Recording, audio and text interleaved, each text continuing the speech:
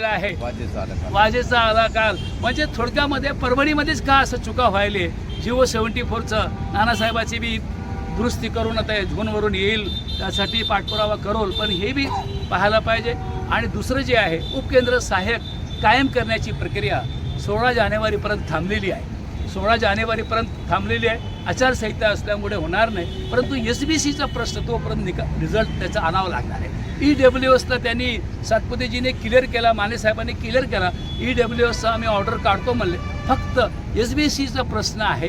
तर SBCचे जे कॅन्डिडेट आहे उपकेंद्र सहाय्यक आता अजून दुसरं जे आहे तेच कास्टचं असेल तर त्याबद्दल बी आपण लवकरात लवकर मुंबईवरून 16 जानेवारीपर्यंत हे आचारसंहिता संपले. 16ला 17-18ला ऑर्डर काढण्यापूर्वी एकदमच ऑर्डर काढू.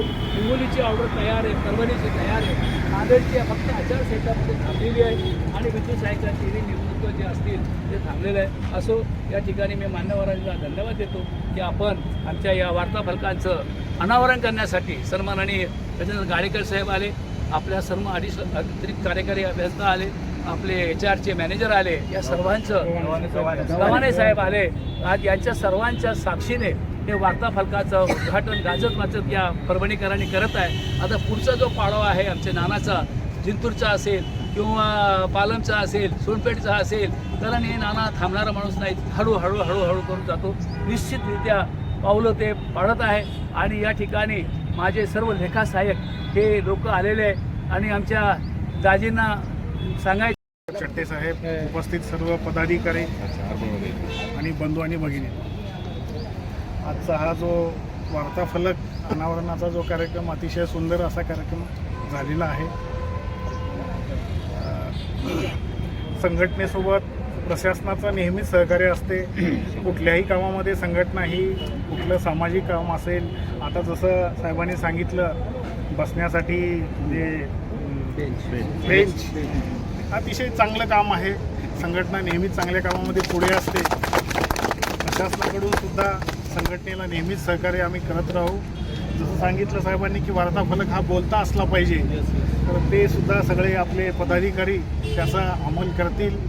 चांगल्या गोष्टी ज्या आहेत किंवा काही संघटनेतून काही आव्हान असते आपल्या लोकांना प्रशासनाच्या कामाबद्दल, ते सुद्धा आपल्या वार्ताफलकावर होईल अशी अपेक्षा व्यक्त करतो. तसेच आपणा सर्वांना या प्रसंगी शुभेच्छा देतो आणि माझे 2 शब्द सांगतो.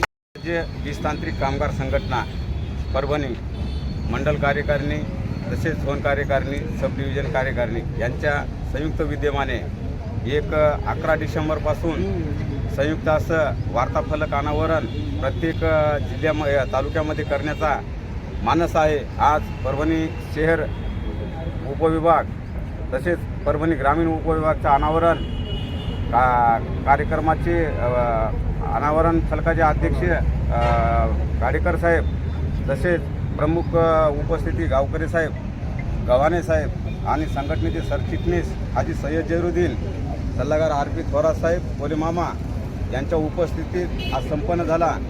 आणि आत्ताच सरचिटणीस महोदय यांनी आपल्या प्रस्तावित भाषणात सांगितलं की आपण परभणी जिल्ह्यामध्ये इतर सब डिव्हिजनमध्ये टप्प्याटप्प्यानं वार्ताफलक अनावरण करत आहोत.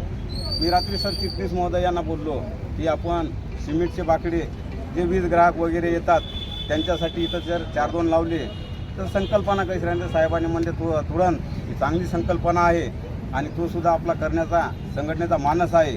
आणि आजच्या या कार्यक्रमानिमित्त आपण मान्यवर आलात, आम्हाला आमचा कार्यक्रम करून उपकृत केलं, त्याबद्दल मी आपले धन्यवाद व्यक्त करतो. थांबतो. जय हिंद, जय तांत्रिक.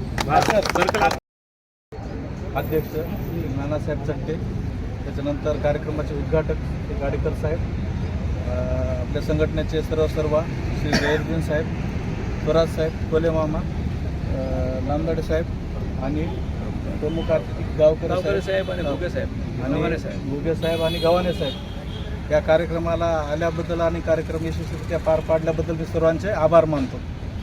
थँक्यू.